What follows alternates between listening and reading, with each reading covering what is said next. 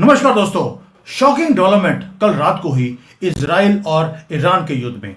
जो इजराइल का आयरन डोम है उसको डिस्ट्रॉय कर दिया है ईरान की बैलिस्टिक मिसाइल्स ने, और स्ट्राइक की जा रही है स्ट्रेटेजिकली इजराइल के अंदर।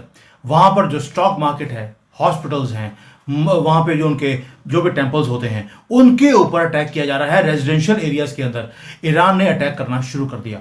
आपको मालूम है मुस्लिम वर्ल्ड के अंदर जब भी ये लड़ाई करते हैं ये हमेशा नॉर्मल जो पब्लिक होती है उसको ये अटैक करते हैं, क्योंकि इनकी आर्मी तो आपको मालूम है जैसे ही कोई बॉम्ब आता है, मिसाइल आती है, ये रिजाइन करने लग जाते हैं या छोड़कर चौकियां भाग जाते हैं। क्योंकि अगर इनकी बॉडी पूरी ऊपर नहीं जाएगी तो 72 होर कि इनके पास मिलेगी नहीं, जन्नत कैंसिल हो जाती है। उसके चक्कर में ये लड़ना पसंद ही नहीं करते। अब ईरान ने क्या किया, बैलिस्टिक मिसाइल्स की एक ऐसी बौछार की है इजराइल के ऊपर कि उनका आयरन डोम, पहले तो अटैक किया डायरेक्टली आयरन डोम के ऊपर और उसको पेनेट्रेट करना शुरू कर दिया हर रोज। और हमें जब लगता था कि भाई ये वॉर अभी और एस्केलेट नहीं करेगा, इजराइल का अपर हैंड हो गया है, ईरान ने अपना बैलिस्टिक मिसाइल्स को पूरा दबा के डाला इजराइल के ऊपर। रॉकेट्स नहीं, बैलिस्टिक मिसाइल्स। और टारगेट किया जा रहा किसको? पॉपुलेशन सेंटर्स को। मिलिट्री जोन्स को नहीं किया जा रहा, पॉपुलेशन सेंटर्स को वो अटैक कर रहे हैं। अब आयरन डोम फेल हो गया, इसके साथ साथ लंदन को भी अटैक किया है, वो भी कवर करूंगा। पहले आयरन डोम के ऊपर आते हैं। आयरन डोम पहली बार है कि इजराइल का आयरन डोम फेल हुआ है। और एक मिसाइल जो रिपोर्टेडली वो आई, उन्होंने आयरन डोम लॉन्चर के ऊपर उन्होंने दागा है और उसको डिस्ट्रॉय कर दिया। लेकिन जो इजराइल को सपोर्ट कर रहा था उसी को डिस्ट्रॉय कर दिया। वैसे ही जैसे पाकिस्तान के अंदर हमने हर चीज को धुआं धुआं करता था, यानी कि इजराइल का जो ये आयरन डोम है वो भी एक्सपोज हो गया। ये क्लेम करते थे कि 80% से ज्यादा हम मिसाइल्स को इंटरसेप्ट कर लेते हैं, और भाई हमसे ले लेते। हमारा आकाश सिस्टम 100% को हमने इंटरसेप्ट कर दिया, आपका 80% है। मुझे लगता है कि अब तक हम इजराइल से टेक्नोलॉजी लेते रहे, अब इजराइल को हमारे से वो लेनी चाहिए। और कैजुअलिटीज भी इस बार इजराइल के अंदर काफी ज्यादा हैं। हॉस्पिटल्स भरे हुए थे और जिस हॉस्पिटल्स में भरा हुआ था उसी के ऊपर अटैक भी कर दिया, ताकि पूरी की पूरी नेबरहुड वो फ्लैटन हो जाए, खाली हो जाए। ये है ईरान का रिटेलिएशन। लेकिन क्या आपको लगता है कि इजराइल ने रिटेलिएट नहीं किया होगा? जो आईडीएफ है इजराइल की, उन्होंने भी टारगेट किया। बसीदी जो मिलिशिया है उनको पूरा डायरेक्टली अटैक किया गया, और इजराइल ने स्विफ्टली अटैक किया, रिस्पॉन्ड किया, and now they are attacking targeted areas in Iran. जो आईआरजीसी है, जो जिसकी एक आइडियोलॉजिकल एक ट्रूप्स हैं, उनको अब टारगेट किया जा रहा है। यानी कि इजराइल टारगेट कर रहा है ईरान की आर्मी को, जो ये टेररिस्ट हैं, और ईरान टारगेट कर रहा है सिविलियंस को इजराइल के अंदर। ये फर्क है दोनों के अंदर। बट ईरान के अंदर भी एक्सप्लोजन्स सुने गए हैं अक्रॉस ईरानियन बेसिस। यहां तक कि अब तो इजराइल ने सीरिया में, इराक के अंदर भी जहां जहां पे ईरान के ये प्रॉक्सीज बैठे हुए थे उनको भी डिस्ट्रॉय करना शुरू कर दिया है।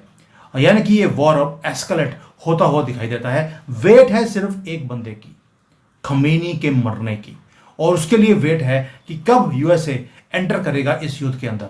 यूएसए को डर है ये है कि ईरानियंस बहुत ज्यादा वो यूएसए के अंदर भी हैं और ये रेडिकलाइज लोग हैं, और ट्रंप को ये वो डर है कि ये ना हो कि ये सारे अमेरिका में बैठ के वहां पर आग लगा दें, क्योंकि इन्होंने लंदन में भी आग कल लगाई है, वहां पर भी इन्होंने अटैक किया है। मतलब कि ईरानियंस ने लंदन में जाके अटैक किया है, वो बाद में। अब आते हैं ईरानियंस। दोस्तों, जो ईरानियंस अब्रॉड रहते हैं वो आज डर के माहौल में रह रहे हैं। कई फैमिलीज तो ऐसी हैं जिनके ऐसे लोग हैं जिनकी फैमिलीज तेहरान के अंदर हैं, वो टेरिफाइड है कि अब हमारे लोगों का होगा क्या। चिंता करने की जरूरत नहीं है, ये इजराइल है, वो आपके जो सिविलियंस हैं उनको कभी भी वो अटैक नहीं करेंगे। ये मुसलमान नहीं है, वो आपकी आर्मी को मारने वाले हैं। चिंता मत करिए, खमेनी मरेगा, आर्मी के लोग भरेंगे, वो भागेंगे, छोड़ के जाएंगे और आपकी कंट्री लिबरेट होगी। और ये जो लोग हैं जो एग्जाइल में रहते हैं, ये सारे वो हैं जो ईरान से प्यार करते हैं। They want their country back, और उनको मालूम है कि वहां पर जब तक रेजिम चेंज नहीं होगा, दोबारा से शाह वापस नहीं आएगा। अमित शाह की बात नहीं कर रहा हूं, इनका भी एक शाह है। जब तक वो वापस नहीं आएगा तब तक ये कंट्री ऐसे ही प्राइस पे करती रहेगी रेडिकलाइज्ड लोगों के हाथों में। दोस्तों, जो आज हो रहा है ईरान के अंदर, ये पहले भी हो चुका है। अगर आपको याद होगा 1979 में जिमी कार्टर ने CIA को बोला कि जितने भी इस्लामिस्ट हैं इनको यूज करो ताकि सोवियत यूनियन को इस एरिया में स्टॉप किया जाए। और उन्होंने शाह की एम्पायर को नीचे गिरवाकर रेडिकलाइज्ड जो लोग थे उनके हाथ में सत्ता दे दी। ये जो मॉन्स्टर आज आप ईरान नाम का देखते हैं, ये CIA का क्रिएटेड है। और आज उसी मॉन्स्टर को खत्म करने के लिए अब दोबारा से उसी आदमी को जिसको 1979 में उतारा था उसको वापस लेके आने की मुहिम चालू कर दी उसी CIA ने। यह है इनका सिस्टम काम करने का। और जो लिब्रांडो है, जो लेफ्टिस्ट पॉलिटिशियंस है वेस्ट के अंदर, ये बिके हुए हैं। कोई कहता है कतर ने खरीद लिया, कोई कहता है UAE ने खरीद लिया। बिके है कोई बात नहीं, लेकिन रिजल्ट क्या है कि जब जब ईरान ब्लीड होता है ये चुप कर जाते हैं। वेस्टर्न पॉलिटिशियंस बोलते ही नहीं हैं। क्यों? उनको मालूम है ये मॉन्स्टर हमारा क्रिएट किया हुआ है। आज इरानियंस प्रोटेस्ट कर रहे हैं तो ये बोलते हैं नथिंग टू सी। मैं इसलिए बोल रहा हूं क्योंकि ईरान ने कल लंदन को भी अटैक किया।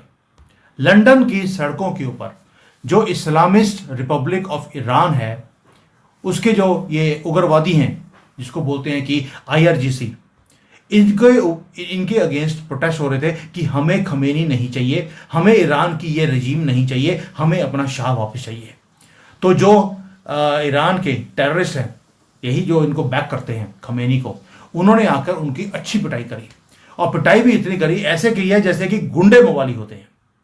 और कोऑर्डिनेटेड अटैक किया है, बोल्ड, ब्रूटल। और ये लंदन के हार्ट में हो रहा है बिल्कुल। और वहां पे आपको मालूम है एक पाकिस्तानी बैठा है जो कहता है कि मुझे पूरे UK को इस्लामिक कंट्री बनाना है। वो किसी भी इस्लामिक कंट्री के खिलाफ कुछ सुनना चाहता ही नहीं। और अगर कोई बोलता है तो उसको पकड़कर पिटाई की जाती है। दोस्तों 6 लोग वहां पे अरेस्ट हो गए हैं। यानी कि गुंडागर्दी जो पहले ईरान ने इजराइल के अंदर दिखाई सिविलियंस को अटैक करने के बाद, अब अपने ही सिविलियंस को जो इसकी रिजीम के खिलाफ है, पीसफुल प्रोटेस्ट हो रहा था ईरान की एम्बेसी के बाहर। किसके अगेंस्ट? जो इनकी IRGC है, टेररिस्ट IRGC जो ब्रूटल काम करती है, उनको अटैक किया गया। और कई तो क्रिटिकल स्टेज में है लंदन के अंदर। पैरामेडिक्स को रश कर दिया गया और पूरे एरिया को लॉकडाउन कर दिया। लंदन यानी कि पूरा ब्रिटेन शॉक में है, लेकिन मीडिया चुप है। आप देखिए मीडिया का कैसे ये लोग जो ये BBC, CNN, कोई इसको कवर नहीं कर रहा। पूरा का पूरा एरिया में खून हुआ पड़ा है, लोग सड़कों के ऊपर लेटे हुए हैं, but nobody is saying anything. और आपको याद होगा लंदन के अंदर ये कोई नई बात नहीं है, पहले भी वहां पे प्रोटेस्ट हुए हैं गवर्नमेंट के खिलाफ, ईरान की गवर्नमेंट के खिलाफ, लेकिन लंदन ने कभी कोई काम नहीं किया। और जो UK के अंदर जो ईरानियंस रहते हैं, जो रेफ्यूजी की तरह रहते हैं, वो अपने आप को आज भी वो क्या बोलते हैं? रेफ्यूजीज बोलते हैं। वो आज भी बोलते हैं कि वी लव अवर कंट्री, और ड्रीम कर रहे हैं कि कब खमेनी मरेगा और कब हमें अपनी कंट्री वापस मिलेगी। और आज भी वो जो ईरान का झंडा है उसको लेकर वो वहां पर जीते हैं। लेकिन आज उनको मुक्के खाने पड़ रहे हैं, वैसे जैसे भारतीयों को कनाडा में, अमेरिका में, लंदन में उनको खाने पड़ रहे हैं, वही काम आज ईरानियंस के साथ हो रहा है जो ईरान को प्यार करते हैं। यह काम पहले भी हुआ था। जब भी कोई वहां पर लंदन में कोई भी इनकी रजीम के खिलाफ बोलता है, उसको पकड़ के एम्बेसी में ले जाते हैं और अच्छी तरह से वहां पर वायलेंस होती है उन लोगों के खिलाफ। और यूके गवर्नमेंट कहती है नथिंग टू सी, क्योंकि ईरान के साथ इनके डील्स हैं। आप देखिए जितने वेस्टर्न पॉलिटिशियंस हैं ये सिर्फ अपने फायदे के लिए ये काम करते हैं। ईरानियंस लड़ाई कर रहे हैं इनकी सिटीज के अंदर, कुछ नहीं किया जा रहा। और वहां पे क्या बोल रहे हैं? टेररिस्ट ऑर्गेनाइजेशंस हैं ईरान की, उसके खिलाफ भी ना यूके की गवर्नमेंट बोलती है ना USA की गवर्नमेंट बोलती है। वो बस कंटिन्यू करते हैं प्रिटेंड करने के लिए कि यहां पर कुछ नहीं हो रहा, यहां पे सब कुछ चंगा पला है। दोस्तों ये जो ईरान के खिलाफ जो रिजीम चेंज के लिए जो पूरे दुनिया में अब ये एक मुहिम शुरू हो गई है, ये इजराइल ने शुरू करी। इजराइल ने ईरानियंस को बोला एक ही चीज, अगर आपको सुख चैन की जिंदगी और तरक्की वाली जिंदगी वैसी ही चाहिए जैसे 1979 से पहले थी, तो आपको इस रिजीम को चेंज करवाना पड़ेगा। You will have to come on the roads. तो ईरानियंस पूरे दुनिया में सड़कों पे आने शुरू हो गए। और उनका स्लोगन क्या है? स्लोगन एक ही है, liberate Iran. That's all, liberate Iran. कोई सर्वाइवल की बात नहीं है, कुछ नहीं है, सिर्फ लिबरेट ईरान। और ये जो आज इनके ऊपर जो अटैक्स हो रहे हैं, करवा कौन रहा है? ईरान की रजीम।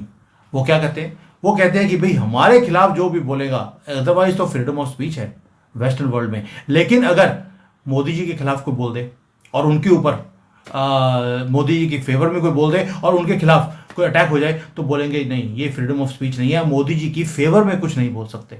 वही हाल है कि खमेनी के खिलाफ किसी ने बोला तो लंदन बोलता है हम इसमें इंटरवीन नहीं करेंगे। ये हालत है कि दोगलेपन की। बीबीसी, मेजर ब्रिटिश मीडिया चुप है और कवरेज ही नहीं कर रही, वाइट वॉश कर रहे हैं तेहरान के क्राइम्स को। वैसे ही जैसे आपको मालूम है पूरे दुनिया में जो मुस्लिम वर्ल्ड है उसके लिए ये चुप कर जाते हैं। रीजन क्या? आपने कभी सोचा है कि मुस्लिम जो है पूरे दुनिया में गंद डालते हैं? गंद इसलिए बोल रहा हूं, लड़कियों को उठाने का काम, ये ग्रूमिंग गैंग्स हैं, रेप के काम है, ड्रग्स का काम करना है, कहीं भी ह्यूमन ट्रैफिकिंग है, कुछ भी गंदा काम करना हो आप इनसे करवा सकते हैं। इवन कि टेररिस्ट भी, जो नंबर 1 टेररिस्ट होते हैं वर्ल्ड में, नंबर 2, नंबर 10, ये सारे इसी कम्युनिटी से आते हैं। इनको फिर सपोर्ट क्यों करते हैं सारी गवर्नमेंट्स भी और ये मीडिया वाले भी? उसका रीजन है कि डीप स्टेट को एक ही चीज चाहिए कि पूरे दुनिया में एक तो अनसर्टेनिटी रहे, लोग एक दूसरे से कटे रहें, और दूसरा युद्ध चालू रहे पूरे दुनिया में। और ये लोग तो युद्ध करने के लिए ही इनका जन्म हुआ है कि हमने युद्ध करना है, होली वॉर जिसको बोलते हैं, और मरने के बाद इनकी जिंदगी शुरू होती है। तो इनसे बढ़िया एजेंडा को पूरा करने के लिए, आगे लेके जाने के लिए कोई और कम्युनिटी नहीं मिल सकती। इसलिए डीप स्टेट इनको प्यार करता है और इनके खिलाफ कुछ सुनना भी नहीं जाता, और साइलेंस खरीदी जाती है, जो ये पॉलिटिशियंस है उनकी भी और मीडिया वालों के भी।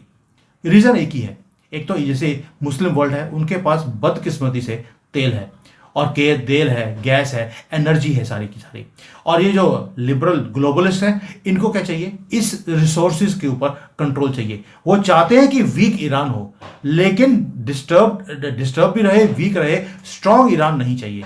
इसलिए वो सारे मिडल ईस्ट में, जैसे सीरिया है, तेल है, वहां पे डिस्टर्बेंस है, ईरान है, वहां पे डिस्टर्बेंस है। क्रिएट किसने करी? CIA ने, जो कि डीप स्टेट का एक विंग है। तो दोस्तों, ये जो आपको लगता है कि वे ईरान आज एक मॉन्स्टर है, मॉन्स्टर बनाया गया। वहां पर टेररिस्ट जो गवर्नमेंट है उसको बिठाया गया, जैसे आज सीरिया में बिठा दिया, बांग्लादेश में भी एक जिहादी को बिठा दिया है as a president so called. तो ये हर जगह पे ऐसे चलता रहेगा, ये लड़ाइयां चलती रहेंगी। आज इन्होंने रजीम चेंज करवाने के लिए शाह को वापस लेकर आ रहे हैं। शाह वापस आएगा तो 10-15 साल के बाद दोबारा से उसको गिराकर दोबारा से किसी और को बिठा दिया जाएगा, अगर वो इन ग्लोबलिस्ट की बात नहीं सुनते, अगर डीप स्टेट की बात नहीं सुनी जाती है। क्योंकि शाह ने उस वक्त एक गलती करी थी, यह भी आपको पता होना चाहिए। उसने बोला कि मेरे कंट्री का तेल मैं वहीं बेचूंगा जहां पर मुझे पैसे मिलेंगे, यानी कि मेरी कंट्री को पैसे मिलेंगे। वहां पर यूके, अमेरिका 80% से ज्यादा तेल वो खुद ले जाते थे, पैसे बहुत कम देते थे। 20% ही ईरान इंडिपेंडेंटली बेच सकता था, और ईरान ने बोल दिया मैं ये बर्दाश्त नहीं करूंगा। इन्होंने इंडिपेंडेंटली बेचना शुरू कर दिया, शाह को गिरा दिया गया। Now I just say one thing, enough is enough. भी जितने भी फ्रीडम लविंग इंडिविजुअल्स हैं, वो ईरान हो, वो कोई भी हो, जो अपने देश के लिए लड़ रहे हैं, इनको फ्री होना चाहिए ये डीप स्टेट के चंगुल से। एम्बेसीज इनकी क्लोज होनी चाहिए जब तक ये सीधे ना हो। जैसे ईरान है, ईरान की एम्बेसी पूरे दुनिया में बंद होनी चाहिए जब तक खमेनी खत्म नहीं होता। और इनका जो कंट्रोल है लोगों की जिंदगियों के ऊपर, आप बाल खुले नहीं रख सकते, आप हिजाब के बिना बाहर नहीं निकल सकते, ये स्यापे बंद होने चाहिए। Freedom of speech, freedom of expression की एक लिमिट होती है। आपने, ठीक है, आज आपने लड़ाई करी है इजराइल के साथ, उनका आयरन डोम आपने डिस्ट्रॉय कर दिया, ये आपका हक है, लड़ाई है। लेकिन अगर आप ये बोलें कि हम लड़ाई इसलिए कर रहे हैं क्योंकि हमने इजरायलियों को दुनिया से खत्म करना है, ये आइडियोलॉजी एक्सेप्ट नहीं होनी चाहिए। वो बेशक पाकिस्तान कर रहा हो, वो भारत के बैठ के जो मुसलमान है वो बोलते हो, कोई भी बोल रहा हो, ये एक्सेप्ट नहीं होना चाहिए। फ्रीडम और फैसिज्म में फर्क होता है, और फैसिज्म इतनी है इनकी कि वैसे तो बोलेंगे हिंदुस्तान के भी जो मुसलमान है, we stand with Iran, death to Israel. लेकिन जब बोला गया कि जाइए बॉर्डर पे चले जाइए, अब ईरान चले जाइए, आपको भेज देते हैं हम लोग, तो बेड के नीचे छुप गए और टांगे कांप रही थी इनकी। ये है इनकी असलियत। और आपने देख लिया ईरान के अंदर भी चूहों की तरह इनकी मिलिट्री के लोग छोड़ छोड़ कर जा रहे हैं कि कंट्री अपने आप संभालेंगे लोग यहां के। This is their reality. But लड़ाई जो है आखिरी मोमेंट पे, मेरे हिसाब से ये आखिरी मोमेंट्स हैं। ईरान ने अपनी ताकत दिखानी थी बैलिस्टिक मिसाइल्स की, वो उन्होंने कर दी। बहुत ज्यादा असला ऑलरेडी इजराइल इनका तबाह कर चुका है। 2/3 से ज्यादा असला जो है ईरान का वो डिस्ट्रॉय हो चुका है। ये जो 1/3 रह गया है, ये भी आंखें बंद करके फेंकते जा रहे हैं रेजिडेंशियल एरियाज के अंदर इन इजराइल। ये भी कुछ दिनों की मेहमान है, और जिस दिन एक बॉम्ब गिरा, एक फ्रॉम यूएसए, उसकी वेट है, उस दिन ये युद्ध बंद हो जाएगा। बट सैड न्यूज कि इजराइल का जो आयरन डोम है वो फेल हो गया है, डिस्ट्रॉय हो गया है। और अब आगे जाकर क्या ये ईरान अपने बचे खुचे जो बाकी की मिसाइल्स हैं वो भी दागेगा, ताकि वहां पर और ज्यादा कोलेटरल डैमेज हो, क्योंकि ईरान को मालूम है एक चीज का, कि उनकी रेजीम अब गिरेगी ही गिरेगी।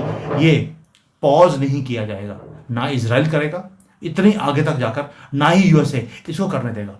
So let's see what happens. It is very dangerous and interesting time. Interesting इसलिए कि एक जिहादी गवर्नमेंट ईरान की वो गिरेगी, और इंटरेस्टिंग इसलिए कि थोड़ी सी सुख शांति इस एरिया में आने वाली है। और जब शाह आएगा, यानी कि दोबारा से किंग वाला सिस्टम आ रहा है, एंड आई विश नेपाल में भी किंग वाला सिस्टम आए, और भारत के अंदर भी, ताकि ये डेमोक्रेसी नाम का भी जो एक स्यापा हमारे सर के ऊपर डाला हुआ है, जहां पर हर चीज को मैनेज किया जाता है, ये भी खत्म हो। Thank you. जय हिंद। वंदे मातरम।